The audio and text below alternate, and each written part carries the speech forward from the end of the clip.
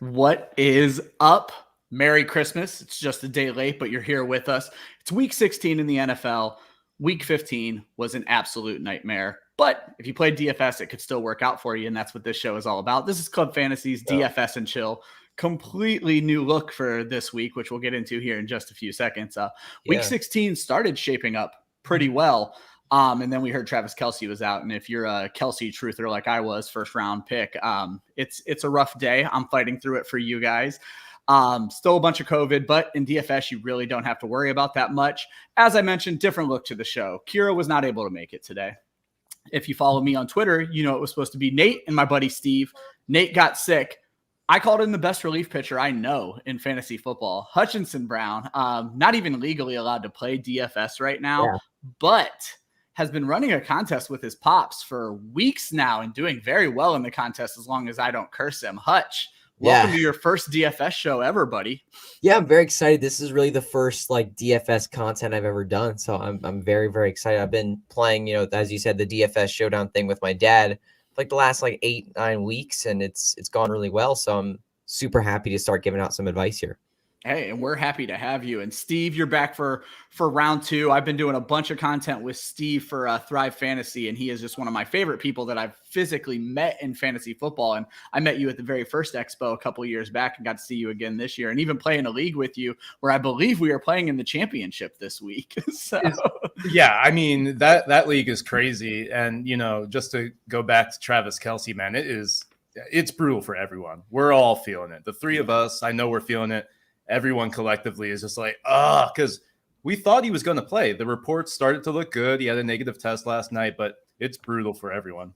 Yeah, it definitely was not the news I wanted to wake up to this morning. I had already lost quite a few guys in my home league and playing one of my bitter rivals over in that league. So no Kelce is not the way I wanted to start it, but we're going to fight through. I'll give you guys a chance to plug everything you want to plug towards the end of the show, but we're going to jump into the show. So just a couple of quick housekeeping. First and foremost, this is a DFS focused show. We are going to focus on the main slate. So you're not going to hear us talk about the Sunday night or Monday night games either. It's all about making you money, essentially in that Millie Maker. We're here to hopefully win you $1 million. If you have redraft questions, which I'm sure there are going to be a ton, I am going to be the one answering those in the chat. If your redraft question or if you have a DFS question leads towards DFS, I'll try to get these guys to answer, but more than likely it's going to be me in the chat, which brings me to the chat. As you've heard me say 100 times now, StreamYard and Twitter are not playing well together right now. So join us on YouTube if you want your comments read. I plain and simply can't see the comments over on Twitter. However, if you hit subscribe on YouTube, we just crossed 300 subscribers. We are doing a giveaway this weekend for the Chris Godwin autographed jersey. It's absolute fire. I'm not allowed to win it, so you go win it for me. As long as you get entered by January 1st, or subscribe by January 1st, you'll be entered to win that drawing. Before we get the show started, I saw a great tweet that I had to read on the show because it kind of plays a lot into our content that we do. It was from Bonnie NFL at Fantasy Queen B. She said, playing in fantasy leagues right now is like playing DFS, except all of your choices are the guys under $5,000, which I think is just very fair because we're just grabbing everything we can off of waivers and hoping for the best. Would you guys agree with that? Yeah, definitely. Yeah. I mean, I recommended Jarrett Patterson to somebody today, so that's where we're at. Yeah, it's truly that time of year where CJ Uzomah dressing up like an elf is pushing him all the way up our rankings. To be fair, he was already a top 10 tight end for me, but I have moved him into my top 5 at this point. So, love that. Wow. Love that. You just got to hope he can beat up on Baltimore. But we're not going to talk about my redraft woes. We're going to talk about DFS today. So if you are new to the show, we break everything down by position. We give you the good, the bad, the ugly. We start with quarterback. We start with what we call chalk burn, and that is the high dollar or high rostership percentage guy who is going to end up burning players this week. Not to be surprised, both of my experts agree. Steve, I'm going to start with you as the returning guest. Josh Allen, talk to me. Yeah, it was kind of the toss-up. I didn't want to do the cop-out, but, it was definitely the safest answer. I mean, Patriots are just very good at quarterbacks. It's not, everyone knows this. They haven't allowed 200 yards in weeks to a single quarterback, including Josh Allen in that crazy windstorm. But, the only way I can see him, really, I think the over-under for his passing yards on the pick'em for underdog was 270. I mean, I would smash the under there pretty clearly. but he could get like 40 to 60 rushing yards and a touchdown. So like, I see, maybe you can throw him into a few lineups, but I would rather go cheaper. Yeah, makes a lot of sense. And we, of course, all know about what happened in that crazy weather game just a few weeks back. Hutch, you kind of have the same feelings of why you're avoiding Josh Allen this week? Yeah, it's just exactly the same thing. And I feel like, to add to it, New England loves to shut down the number one option. Like, they just do it every single week. Like, there's only been 3 wide receivers this year, or maybe 3 or 4 wide receivers this year to score 12 plus PPR points on New England Patriots. The wide receiver 1 on the team. Yeah. So they just shut down the number 1 wide receiver on the team every single week. And that's going to be Stefan Diggs this week. Stefan Diggs is a really tough matchup this week. I'm very concerned about him as well, heading into semifinals or in DFS lineups. Yeah, I'm just very concerned about this offense in general, because without Stefan Diggs, I don't know who Josh Allen's really going to turn to be a huge number 1 target. And the run game just sucks. They can't really lean on the run game. So I feel like Josh Allen's going to have a very limited week this week. Rushing touchdown could save him, but I'm very concerned about Josh Allen this week. Like, I'd rather start a few of these guys one of these guys that I have below. I gotcha. I know what ifs don't matter in fantasy football. If Gabriel Davis was active, would you guys have felt better about Josh Allen? Probably not, but it definitely would help. But I think Emmanuel Sanders can maybe impact this game. Maybe Emmanuel Sanders can impact this game. I think that, again, the number 1 option really, if you think about it, is Josh Allen. So, Belichick actually schemes for him in particular.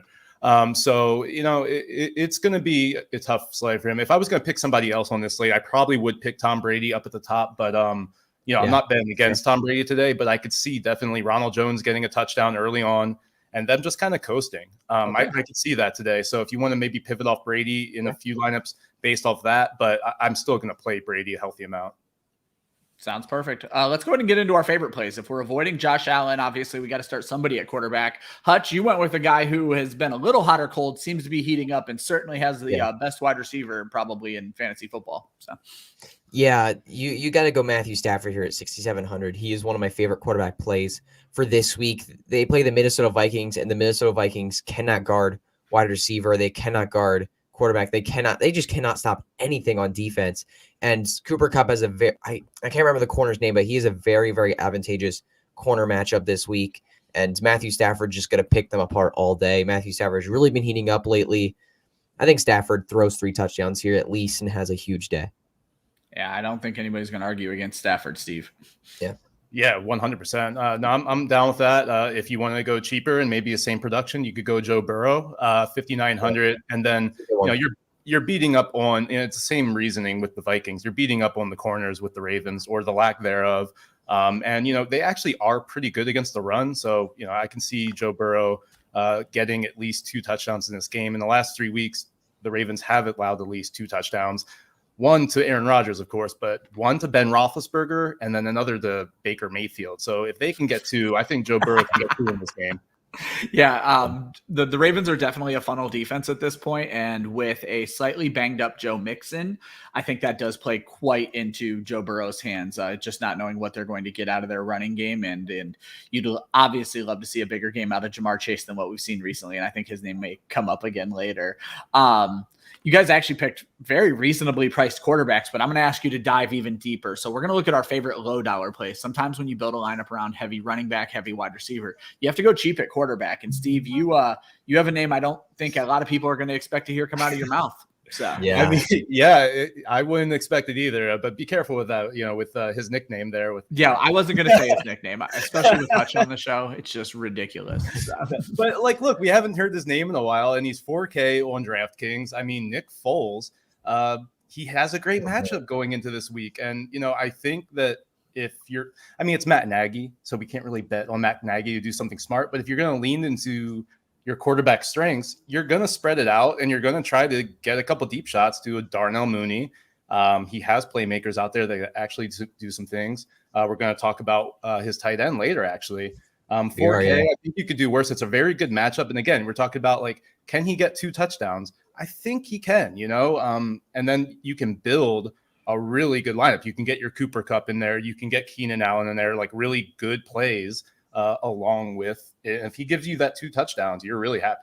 I say, Hutch, as an Eagles fan, how are you feeling about firing up a guy like Nick Foles this week? I mean, if you're that desperate, I think you can. I feel like if you're that desperate, I feel like you can. It is a solid matchup for him, but I'm not really. I don't want to do it this week at all. I don't want to mess with that this week at all. Well, Hutch, I'll remind you, in DFS, it's not about desperation. It's about differentiation. You're trying to build a different lineup from everybody else. All right, Hutch. Yeah, no one's playing Nick Foles this week. That's a good point. I'm going to tell you one thing. Your guy is on a list of players that I won't start under any circumstances, no matter how good the matchup is. Yeah, I convinced me to start Matt Ryan. Sorry, Matt Ryan. But honestly, this week, guys, I don't love a lot of the pay down options. Like when you're looking past, when you're looking below $6,000, or when you get past Joe Burrow at 5,900, I don't really like any of these guys, like at all. I don't love any of them. Matt Ryan's the only one that I could go with though, because he has a great matchup with the Detroit Lions, and there just should be a lot of scoring here. This is 2 horrific defenses playing against each other. These 2 offenses should be, and I've heard Swift is coming back. Am I right on that? I have no confirmation on it yet. He was still listed as questionable as this morning. This show runs right up until noon where inactives are going to hit. I would say at this point, bet on him playing and bet on him being in a very passing down role. So yeah, I'm gonna bet that this game gets pretty high scoring, 2 awful defenses. I know Jared Goff doesn't look like he's gonna play, but they're leaning on him.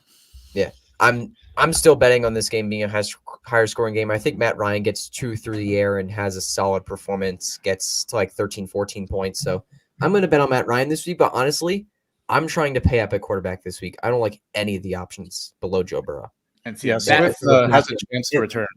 Okay. In terms of draft, I'm always looking at DraftKings pricing, by the way. So, yeah. Perfect. I'm going to give one more low pay option because Josh just threw him into the chat. How do we feel about Josh Johnson? I'm actually getting a lot of redraft questions about Josh Johnson. Obviously, Cincinnati, good matchup. Josh Johnson, similar skill set to the guys who are before him, but he's 3rd string and just off the practice squad for a reason. So, Steve, is Josh Johnson a guy you might throw into a lineup? And if he is, I haven't read ahead at any of your players. Would you stack him, or is this a lineup where you would put the quarterback by himself and just see what you can build around him? So he's another dart throw. There's a few cheap options this week at quarterback if you want to look at him. I mean, we just mentioned one. Jared Goff is out. So was it Tim Boyle? I mean, look, you're not playing Tim Boyle in a lineup. Most likely, you'd probably rather play Nick Foles if we're going apples to apples here. Again, Johnson we saw Tyler Huntley have a great game last week against a good defense with the Packers. It was kind of in a garbage time scenario. So yeah, you can take a shot. But again, if we're talking about Nick Foles or Johnson, I think I'd rather go Nick Foles actually. So yeah, I don't think I'm necessarily stacking that Ravens matchup. And I think that the Bengals are actually very good on defense. So you would actually avoid him altogether then. He's not even worth the dart. I would mostly avoid him, but I mean, I think you can play him if you're going to play a Nick Foles or a cheap option and you want to build around that. I would play him in a couple lineups for sure. Hutch? Yeah, Josh Johnson, he can run decently well. He has shown that he can run decently well, so it's going to give him a bit of a floor. So if you're really if you're really going that cheap at quarterback, you can definitely go grab him. He'll probably give you a solid rushing floor, maybe score a rushing touchdown in this game. The Bengals defense, they have been pretty good this season, but they have slowly gotten worse as the season has gone on. And I feel like this Ravens offense is going to have to put up points. The Bengals are going to rip the Baltimore secondary to shreds this week. Jamar Chase and T. Higgins. I expect both of those guys and Joe Burrow to have big games. And I feel like the Ravens offense is going to have to keep up. I feel like Josh Johnson's going to have just a lot of volume, and he's going to have a solid day. All right. I'm not excited about starting Josh Johnson. I'd probably rather start Nick Foles as well. Sounds good. Let's go. You make a good point, Hutch. I mean, the floor with rushing there, if you're going to go cheap, that does make sense. Yeah, Taysom Hill threw 4 interceptions against the Cowboys and scored 24 fantasy points. I was going to say, rushing quarterbacks is the one thing that is surviving this season. Yeah. So. That's true. That's a good point. All right, let's put a bow on quarterback. So you were avoiding Josh Allen. You were playing Matt Stafford and Joe Burrow. And if you were diving deep looking to build a lineup, Matt Ryan and Nick Foles are their guys. We're going to move to running back. Same verse, or what is it? Second verse, same as the first. We're going to start with Chalkburn. Guys we're avoiding this week. Hutch, you're absolutely breaking my heart. Talk to me about why the Swiss Army knife is a no-go. I'm sorry. Guys, Cordell Patterson is someone I don't like. I talked about Matt Ryan being a high scoring game, but I don't love. I don't. I feel like I'm doing the opposite thing here, but I don't like Cordell Patterson in this one. Cordell Patterson's work, his snaps, everything about Cordell Patterson has really decreased over the past few weeks, and it's because of Mike Davis. Mike Davis has gotten more snaps recently, a lot more touches, and Cordell Patterson over the last 4 games has no games of 4+ catches, not one. Like, that is something that we've depended on for him, and he's not getting anymore, and he's not scoring touchdowns at a frequent rate. I feel like he could get 2 touchdowns this week. I feel like that's possible with the higher scoring game. But I really think that Cordell Patterson I believe he's priced as a top 5 running back right now. Or he's priced at RB6 on DraftKings at 6,700. He's about the same on FanDuel. I remember seeing him there. So yeah, he's at 6,700, RB6 in the week. I'm not willing to bet on him as a top 6 running back this week. I think he falls outside the top 12 this week, honestly. I'm sorry, Ryan. Oh, you're fine. Steve, do you have the same thoughts on Patterson? And then walk us through your guy. I see the logic there. I mean, if you're not getting the receptions and I think that they're not going to need to throw too much. I don't see Tim Boyle putting up too much of a fight. So yeah, they're going to run the ball. They might lean more on Mike Davis. I think those are very, very valid points. Again, I'm going to play Patterson because of the matchup, but I think the matchup is the only thing that makes this argument look silly. But yeah, but you bring up points. The volume's not really there. Yeah. And if they are up, and then in the second half, I think they will give the ball more to Mike Davis and let him just run it, into Detroit. Cause I don't think it's going to be very competitive. This is going to hit the under, I think this is not going to be a high scoring game at all. I was going to say that's exactly opposite of what Hutch was thinking. Yeah. So. I want to bet. I'm betting on 2. If it was golf, you could say that. It was golf. Yeah. But with Swift coming back, I want to bet on a, maybe not blow up game, but I feel like it could get high scoring than some people think. It could be more entertaining than some people think. Yeah. And Steve, I think you're avoiding a little bit of a high ankle sprain here. Yeah, like I said, this is a funnel defense, like you mentioned, Ryan. And if I'm really high on Joe Burrow, I'm going to be off on Joe Mixon here. The Ravens, they stop the run. Yeah. They still are a formidable run defense. So I think if you're looking at the high priced options, it looks like Joe Mixon just kind of sticks out to me. So yeah, I think I'm playing a lot more Burrow with the receivers as opposed to Mixon. The best. I love this pick. I absolutely love this pick. Mixon has really struggled over the past few weeks. I feel like it's mostly due to that ankle injury. I feel like he's been playing through it a little bit. Yeah. I don't think he's had a double-digit game in the past 3 games. I might have he's been pretty average the past few weeks. It's been pretty rough for Joe Mixon. His yards per carry has gone way down, and I'm very scared of him along with you this week. There you go. But Ryan, to your point of our word differentiate, right? Everyone's going to feel this way. It's a bad matchup on paper, and this is what happens. He's not going to have very high ownership, so put him into a couple lineups still. We're all feeling this way, but we're all feeling this way for a reason, and so will a lot of other people. Yeah, he's chalk by way of price, not by way of roster percentage. He's likely to be low owned at this point. Right. So I want to throw in something, Steve, that you had mentioned, and it's something I've kind of touched on the show, but I don't think I've ever put to words. And credit to you, and credit to the amazing guest I've had this season. It seems like the really sharp DFS players, and obviously I include you both in this group, the really sharp DFS players really build their lineups around a story for the game. And Steve, you mentioned that Baltimore's a funnel defense. You like Joe Burrow and the wide receivers, so you don't like Joe Mixon. And I feel like that's very important that you tell yourself how a game's going to go and then build your lineup around your story. Am I phrasing that correctly? Yeah, 100%. That's what you have to do. Yeah, I feel like for me, when I build my lineups, I don't look at players and matchups and how much fantasy points that defense let up. I really just think about how this game is going to go. How do I expect, the cornerback wide receiver matchups to go? Who's going to be leading this game? Who's going to win this game? And that really, really helps when you're building a lineup 100%. Yep. So Steve, you mentioned thinking about that with the Baltimore game, correct? Yeah, exactly. All right, guys, you both have the same favorite running back. Hutch, I'm going to start with you. I kind of threw down on our Wednesday show that James Robinson's the RB1 or bust this week, and I think you both might agree with me there. Mm-hmm. James Robinson is going to absolutely smoke it this week. He is my favorite play at running back along with Steven, but James Robinson, last week we saw Urban Meyer be fired. James Robinson went back to getting that good workload. He's fully healthy. And now we get some matchups with the Jets this week who can't stop the run to save their lives. I feel like James Robinson gets at least 25 touches here, a few in the passing game, 20 in the running game at least. And I'm very, very excited about Robinson this week. And he's just priced so low. I feel like 5,900 is way too low for him. I think he's outside the top 10 in terms of running back price. I'll have to count that real quick. But 5,900 is way too low for this guy. So, Steve, does that concern us with chalk? So, obviously, J-Rob is a smash cash lineup play, but is chalk an issue in GPP? No, because you still need those players sometimes if you think they're going to go off. Like, you need those players. If you don't have, a player, then, you're just not going to cash or not be in the top 10, whatever. James Robinson could be that player this week. And yes, he's going to be very chalky. But, no Carlos Hyde. I don't really know who's going to get the work outside of Robinson. Hutch brings up good points. He gets catches too. It's just such a smash. It's such a good price. I don't see any reason to fade it. And he's 11th in terms of running back price. Wow. Sorry. Oh, no, you're fine. But Steve, I know you and I love player props. This was one of the first weeks on Thrive where I actually saw a James Robinson receiving yards player prop. So they're starting to catch on that he's getting more involved in the passing game again. Right. Do you have it offhand? It wasn't high. I want to say 26.5. Oh, okay. Yeah.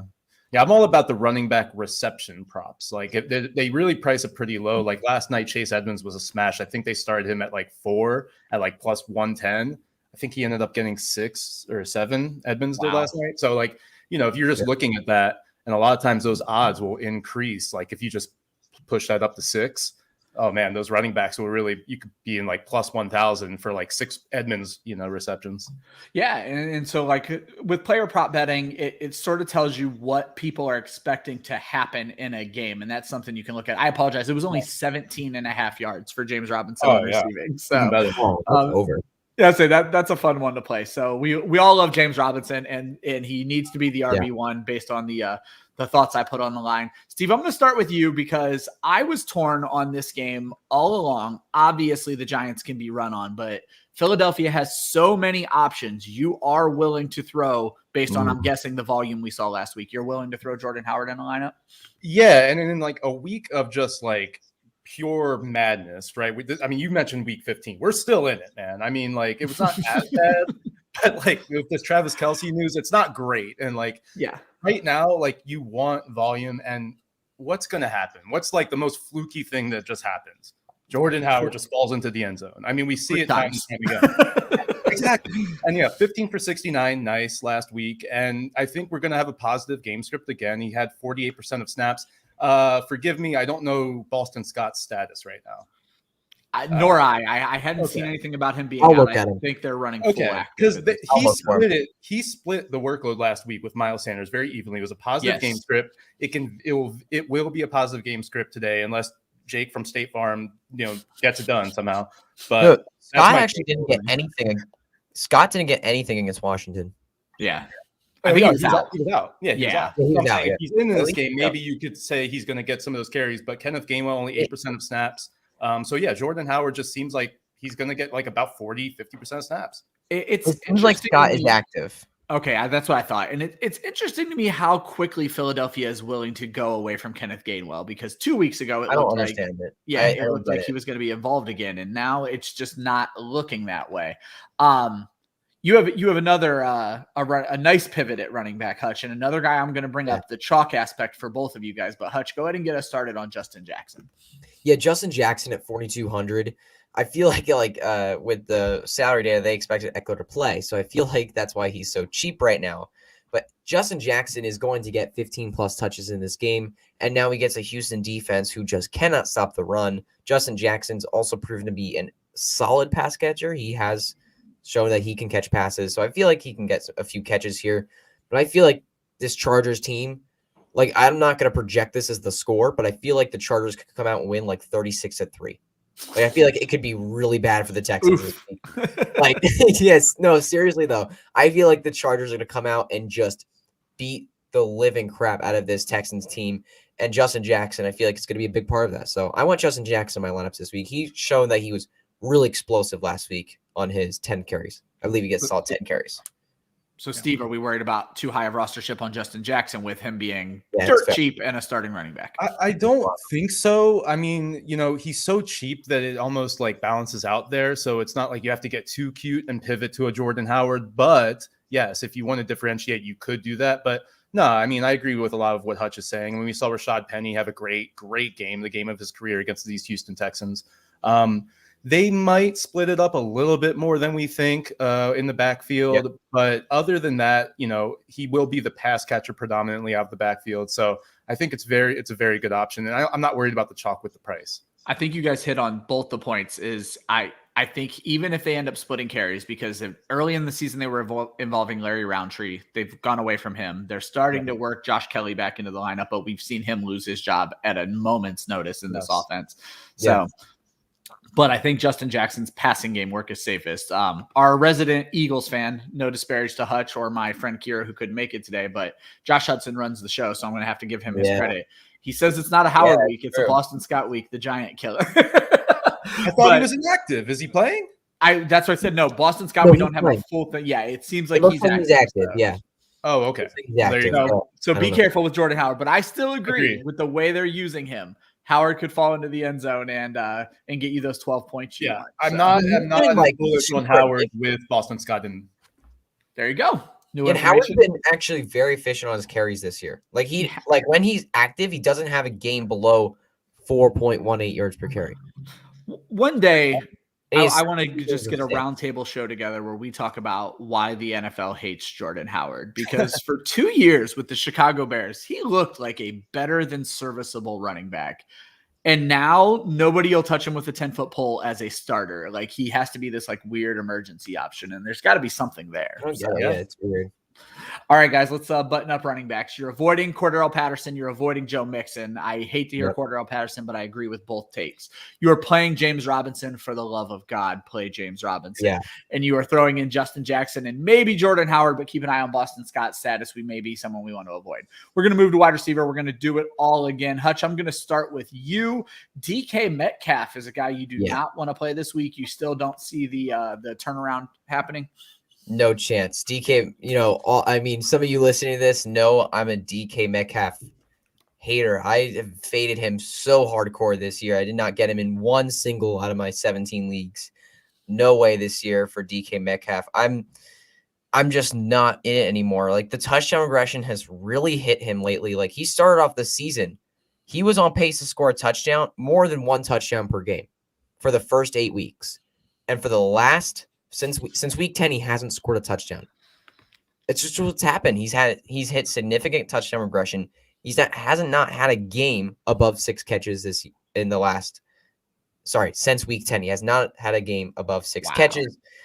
And Chicago seems like a nice matchup, but he's had some nice matchups in this span too. He's had Washington. He's had San Francisco in this time. He's had Houston, and he hasn't been able to put up good points. So DK Metcalf prices the wide receiver 12 on the week at what's his exact pricing on DraftKings? 6,400. 6,400 in here, yeah. 6,400. No dice. And I have to agree with that. When I'm building lineups, I skim right by his name at this point. Steve, is that a player you're avoiding as well? And then you can talk about your guy, which I've done that every week. Yeah. DK. Yeah, he's I mean, I hear what you're saying, Hutch, and I love the other side of the ball there with Tyler Lockett. I'm pretty much fading DK for the most part. Again, he is a touchdown guy, right? So we can see him getting in the end zone. But Tyler Lockett is the better play there if we're going apples to apples there.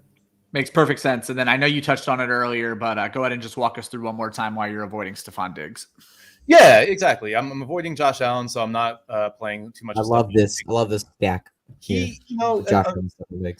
His ceiling has been limited, as we've seen this year. He's more of a back end wide receiver 1, where last year he was a top 5 guy more often than not. And it's just a bad matchup, so I'm not going to expect him to have a big game here. And there are a lot of better options around the same price.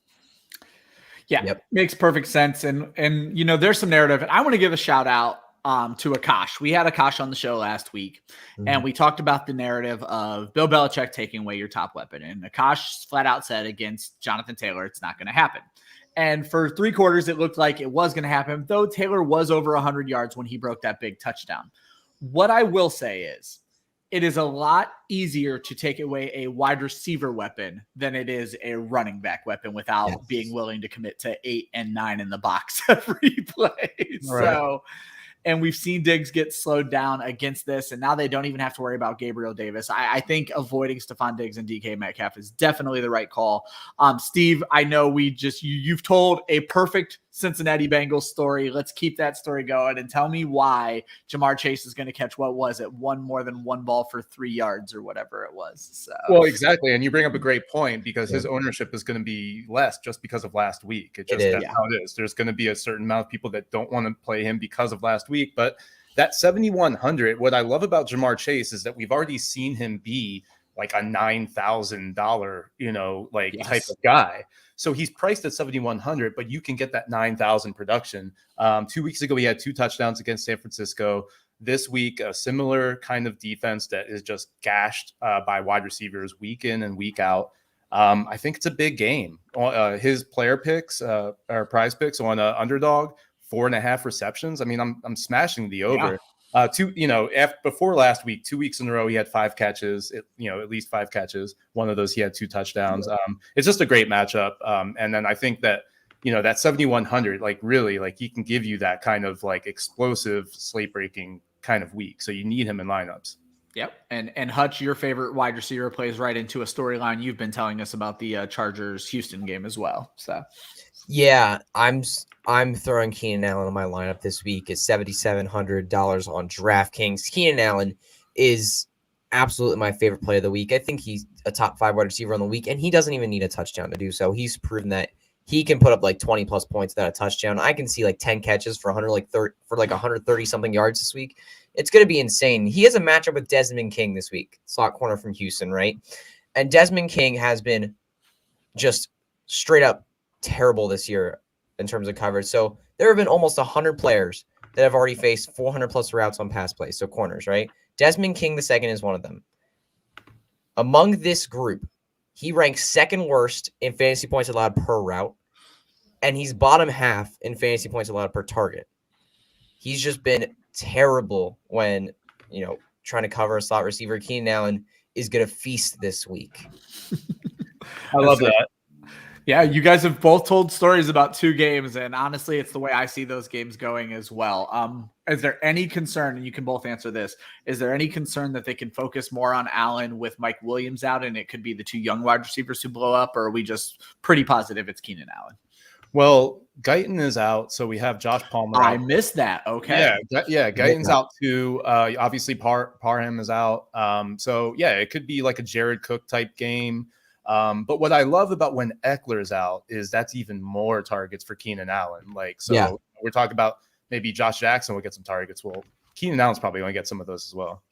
Yeah, Austin Eckler usually works in a lot of those shorter passes. Keenan Allen, that's a lot of where he lives in those shorter, inside the within 15 yards kind of passes. That's where Keenan Allen lives and does his work.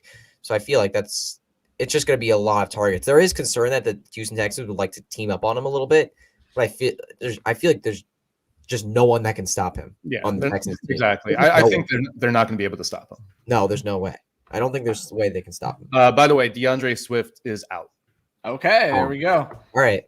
Well, fire up my guy Craig Reynolds. It's another Craig Reynolds. Hey, man. Oh man. Week 16. Before I jump into your low dollar plays, I want to give a shout out to one of our listeners, my guy Elixirs, who tunes in every week and says, "Who's getting 50 points even in a standard league? And why is it Laquan Treadwell?" And I kind of laughed at this and scrolled by it. And Steve, I'm going to be honest, I forgot who your deep sea dive was. So make Elixirs feel great about his call here. So. Yeah, I love that. I love this pick. Thank you, Elixirs, for the great transition. I mean, look, we got 1, 2, 3, 4 weeks in a row of at least 5 targets. 9 targets last week, 97% of snaps. Laviska Shenault is out. So it's just really just everything is going to be Laquan Treadwell's, man. I mean, dynasty darling of years past. I mean, this is really a Christmas miracle, honestly. So you can put Laquan Treadwell into your lineups. I mean, a lot of people are talking about Keelan Cole, Braxton Berrios on the other side. I do like those plays. But I mean, you just look at the stats and what he's put up in the past 4 weeks. If he does that plus a touchdown, I mean, it's going to be a slate-breaking type of situation. So as long as he can just do what he's done the last 4 weeks, you should be fine. Oh. Yeah, he's put double-digit points in each of his last 3 games, I believe, in PPR scoring. So he's been great. I just love that this many years into fantasy football, we are talking about Cordero Patterson and Laquan Treadwell for fantasy relevance. Again, it just unreal. Tear to my eye. Hutch. I'm going to talk to you guys about chalk again, which is where Chuck came from. So talk to me about Antonio Brown. Yeah. I totally get every bit of this, but I'm going to challenge you on chalk again. Yeah, a lot of people are going to have Antonio Brown in their lineups, but I feel like it's still worth it. Antonio Brown, I feel like he's just going to rip everybody to shreds this week. I feel like Antonio Brown's just going to rip the Carolina Panthers to shreds, and him and Tom Brady have an amazing relationship.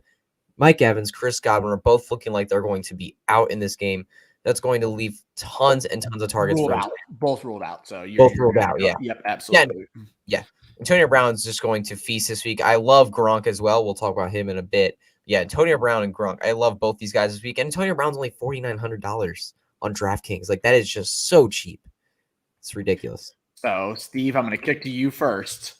Is it too chalky? Yeah. It might be, yeah. That the price is really, really good. So again, that it doesn't really matter. I don't know how, like, what are we talking about as far as ownership, do you think? I mean, is he going to hit like 30%? That's what my estimation would be 30%. Yeah, that's Me a and my lot. dad both had him in our lineups this week. Our little matchup this week, we both have in our lineups. I mean, you can, because if you're worried about the chalk, and I think it's a legit where you can definitely pivot. If he doesn't get into the end zone, then it might be a bust, because he'll get 6 or 7 catches. That's fine. But if he doesn't get into the end zone, that could bust with that kind of exposure. All right. I'm going to end it with you guys both giving me an opinion on a guy coming back for his first week. Hutch, you and I have been just gently ribbing each other about Adam Thielen this whole season.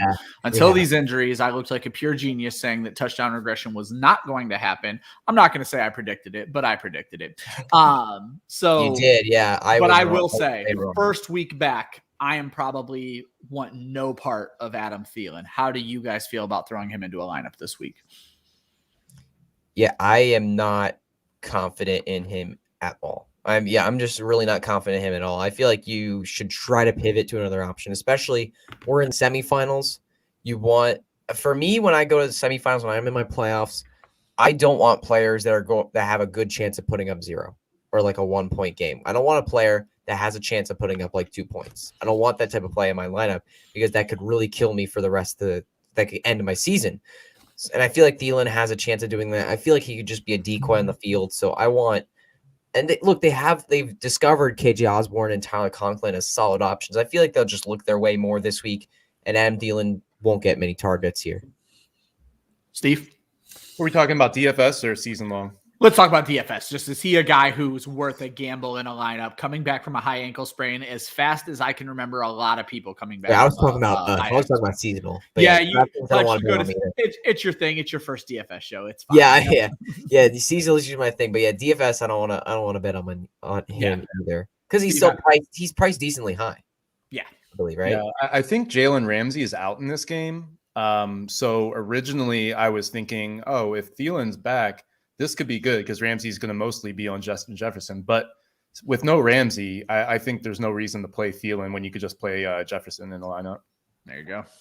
Yeah, all right, guys, let's recap wide receiver. You're avoiding DK Metcalf. Ramsey's in. He's removed from the COVID list. Ramsey's removed. Okay, so with that in mind, I do like Thielen a little bit more, for sure. Okay.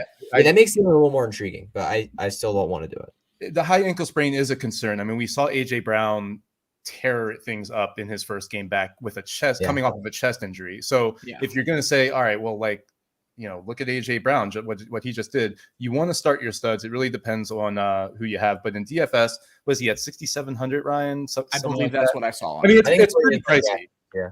It's pretty pricey. So I definitely am not bullish on Thielen this week, but I do kind of like it because of Ramsey. 6,900 on DraftKings. Yeah, it's pretty pricey. I think you might as well just go Keenan Allen in that situation, something like that. But yep, and that's the thing is DraftKings doesn't tend to adjust their prices, or really either DFS for players returning from injury. They're going to treat them like they were before the injury. And with Thielen, that's hard because he was a touchdown machine and you just might not get that. But then again, he could easily catch a touchdown on a hobbled ankle if they're in the red zone with no Dalvin Cook. So, all right, let's finish up wide receiver. You're avoiding DK Metcalf, Stefan Diggs. You're playing Keenan Allen. You're playing Jamar Chase. Love both those guys. You're playing Antonio Brown. Chalk might be an issue. And then you are playing Laquan Treadwell, which is just, like I said, a lovely thing to talk about this late in the year. Love that one. All right, guys, we're going to talk tight end. Same thing we've been doing. We're going to start with Chalkburn. Both of your picks, actually, I'll take that back. I like both of your picks this week. I'm going to start with Steve because I did not expect to see this. I think this might have a lot to do with the quarterback, but let's talk about Mark Andrews. So yeah, he smashed last week unexpectedly with Tyler Huntley. So I think a lot of people are going to say he's quarterback proof. I don't know that. I love Mark Andrews. I think he's great. I think they're going to want a game plan to get him involved early and often. So I'm not worried about that. And I do think that he can overcome, maybe bad quarterback play. Josh Johnson. Or any matchup. I think he's that great. But there is the chance that Josh Johnson just can't get it done. And maybe his tendencies aren't to target the tight end. So, 7,000 is pretty pricey. I think, you can pivot off in a lot of situations. And maybe if you're doing 10 lineups, put Mark Andrews in 4 instead of like 7 or 8. And you bring up an interesting kind of theory here, because I think there is a very good chance Mark Andrews is still the tight end 1 this week, but maybe not as high of points above the tight end 5 that you've normally seen out of him. And by not paying up for Andrews, you are freeing up cash elsewhere in your lineup. So it's not that we don't like Mark Andrews. It's just that dollar for dollar, he may not be the play this week. Yeah, and he can still smash 100%, but it's just an air of caution. We have no idea, what Josh Johnson can do, and it's not like the best matchup. Again, like I think the Bengals are a formidable enough defense. Mark Andrews has been great, like Mark Andrews really great. Yeah, and like you were talking about the price, like on DraftKings, Travis Kelce is still there at 7,300. But right there next is Mark Andrews at 7,000. Yeah, like he's the tight end 1 on the week. Like you're paying for him. Like Josh Johnson gets him the ball a ton and moves this offense well, which we should not expect. And this is why we don't let Joe Zolo on a show with young children, because he's all about Josh Palmer. But no, we just touched on that to where it could end up being a sneaky good game for Josh Palmer with the injuries they're dealing with there. Definitely a good game. Now, Hutch, I'm going to call you out here, and I'm putting you on the spot a little bit. You just told me that Atlanta-Detroit's going to be a high-scoring game. Yes. But you don't like Cordero Patterson or Kyle Pitts? Well, I was assuming DeAndre Swift was going to play. I was assuming DeAndre Swift was going to play. Without DeAndre Swift playing, I feel like this line's offense is going to be abysmal. And I'm gonna just take that back real quick. You're fine. No. But I want you to walk me through why you don't like Kyle Pitts, because it's fair to not like Kyle Pitts. Josh likes him to maybe finally blow up this week, but just walk me through. Let's pretend it's a normal game. Why don't you like Kyle Pitts? This week? I don't like Kyle Pitts this week because, look, you want to say the Detroit matchup's amazing, and it is. It's a great matchup, but he's had good matchups over the past 5 weeks. He's had great matchups. And since week 11, his tight end finishes are 24, 28, 15, 9, and 10. And he's priced at the tight end 5. Without Travis Kelce, that moves up to 4.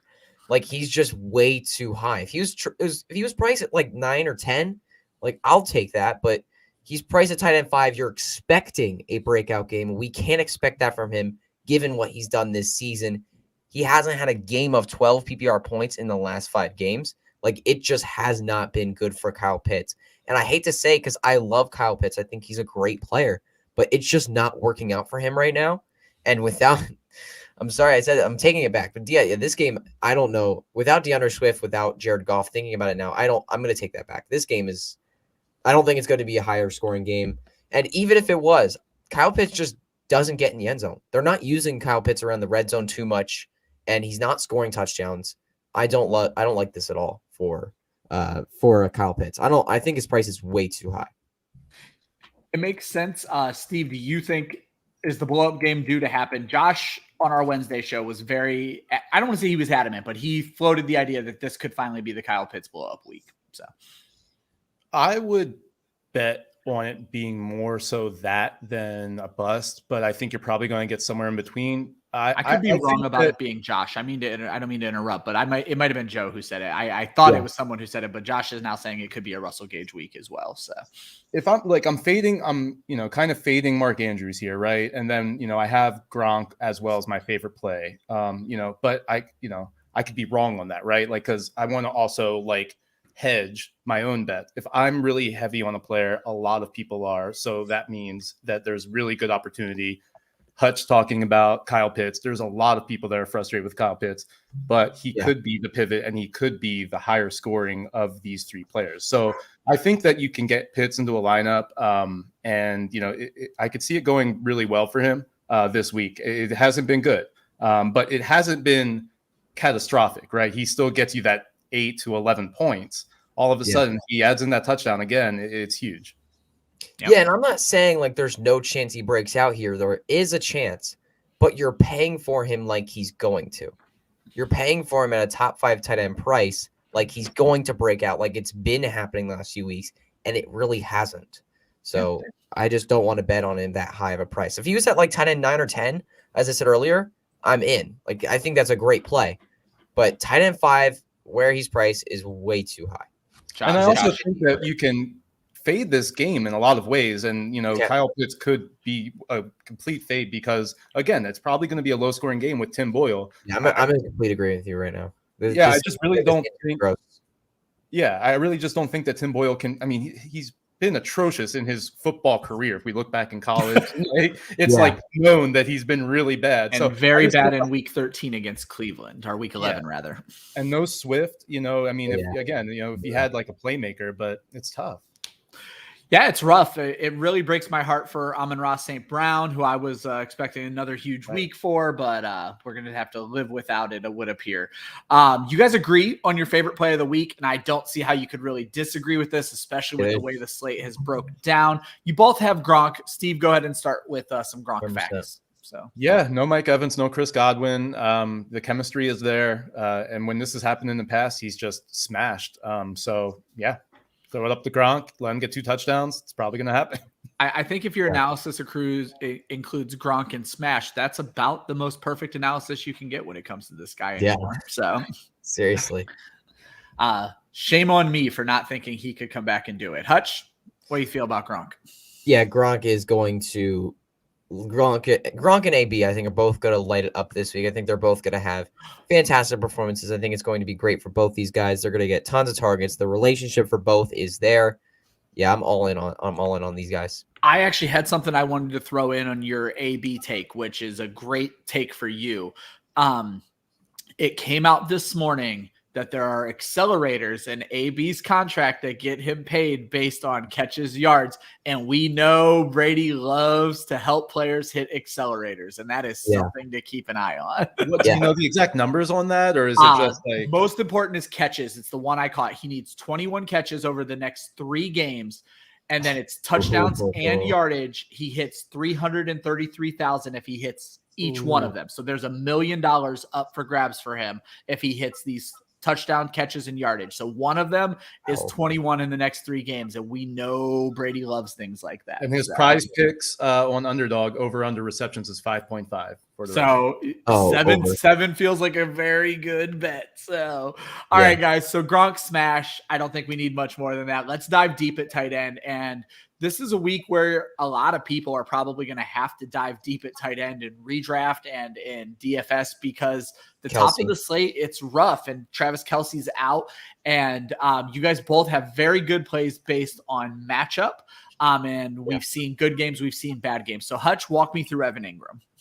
Yeah, I like Cole Kmet more. I'm just going to say it right now. Steven's guy is Cole Kmet.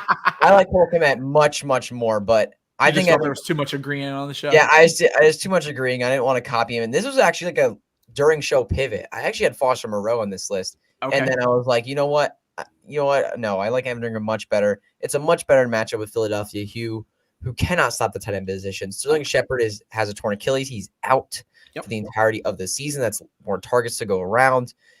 I think, like Philly just cannot stop tight ends for nothing. Like they give up tons of touchdowns, tons of yards, tons of catches. Like Philly just cannot stop anybody at tight end. So Evan Ingram's going to have a big week here. Maybe not a huge week, but I think he can definitely hit double digits this week. And he's priced right above Cole Kmet at 3,400. So he's someone you should absolutely look for. In the words of my good friend Kyra Wiaterowski, death, taxes, tight end scoring touchdowns against the Eagles. Yeah. Ryan Griffin was scored a touchdown against the Eagles. So if Ryan Griffin can do it, then Evan Ingram could definitely. I do want to throw out Ricky Seals-Jones did not have a good game last week. Ricky Seals-Jones did not. But I mean, he was splitting a lot of snaps with John Bates, to be fair. No, and he actually, I looked that up this morning for a follower, 33 to 34 snap percentage. Great call, Hutch. And Ingram has been way more involved the last few weeks since Sterling Shepard. What did I call?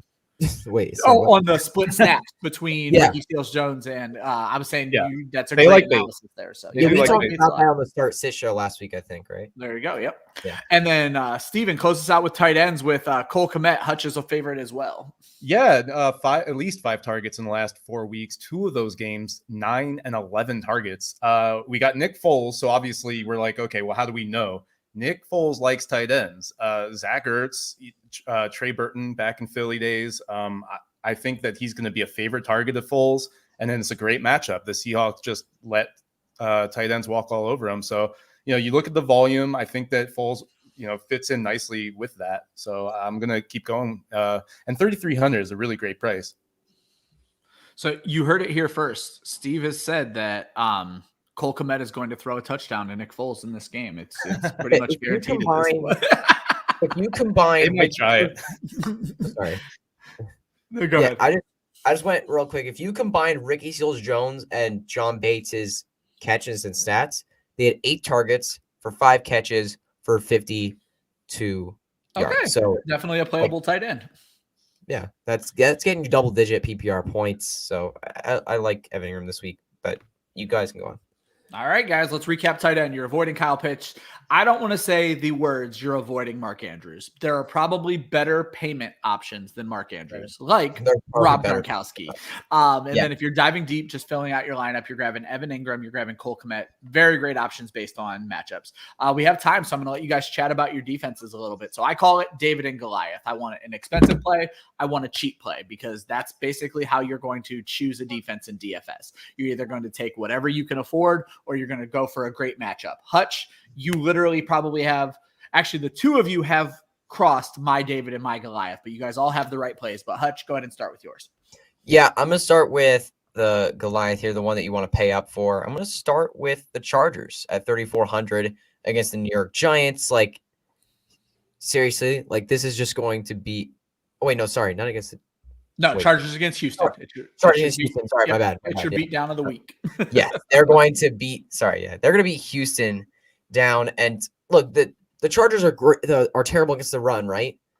Who are Houston's running backs again? Like they can't run the ball, and then they're passing. Put some respect on his name. No, their run D isn't. Their run offense is not very good, and then their passing defense is unbelievable. And they're going to be able to stop Brandon Cooks and Davis Mills. I could see like a 3 interception game from Davis Mills. Even better for your Cooks even out, right? Yes. Oh, shoot, I know. I missed that one. COVID. What happened? Was it COVID? Yep. COVID. Yeah. But yeah, that's even better. That's going to be terrible for Davis Mills. As I said earlier, I could see 3 interceptions. Davis Mills is going to have a terrible game. Chargers defense, I think they're priced at defense 3 or 4 on the week at 3,400. But there's something they're one that you want to definitely target here if you're willing to pay up on defense. Yeah, fourth highest price defense on the week at 3,400. And your cheap option? Cheap option? I really like the Denver Broncos here at 2,800. Like the Broncos, every time we see a Broncos game, it's a low scoring game. Like that's just how it's been. They limited the Bengals offense last week to 15 points and they only scored 10. And now they have Drew Lock. They're going to score less points. Like the Broncos games are always just so boring. It was like the 2020 Bears. The Bears games are always so boring and so awful to watch. And the Broncos aren't just limiting points. They're also creating some turnovers, getting some pressure on quarterbacks. And against the Raiders this week, with likely no Darren Waller. Darren Waller, I've heard, is doubtful for this game. I believe so he's likely. I think he was ruled out finally. Ruled out? Yeah, I looked it up early in the show. He looked doubtful for the game according to like Sleepers News and stuff. Yeah. But yeah, Foster Moreau's going to be playing. Hunter Renfrow, look, he's a great wide receiver. Derek Carr's really been struggling as of late. The Raiders' offense has really been struggling as of late. I feel like the Broncos' defense is one you can definitely get away with here at $2,800. I love it. Steve, you know the story? Tell us both. Yeah, the Chiefs. Ben Roethlisberger has taken at least three sacks in 5 of his last 6 games. So that just, there's turnovers written all over that. And then they also have been really stingy in points, except for last week against Justin Herbert and the Chargers. So they just make big plays on defense. And then with the Bengals, for my low price, they're averaging 4 sacks per game in their last 3. That's a good one. So at least, they're getting 4 sacks a game in their last 3. They're going against Josh Johnson. One thing about running quarterbacks is they will take sacks. Yep. So again, that's just opportunity for big plays. Yep. And I love that for both of you guys, because the Chargers are my high and the Bengals are my low. I think you guys did a great job with that. So guys, that's it. You're starting the Chargers. You're starting the Broncos, Chiefs, Bengals. We did it. We got through the show. No Kyra this week, but I do have to just throw one subtle jab at my good friend, Kyra Wiaterowski.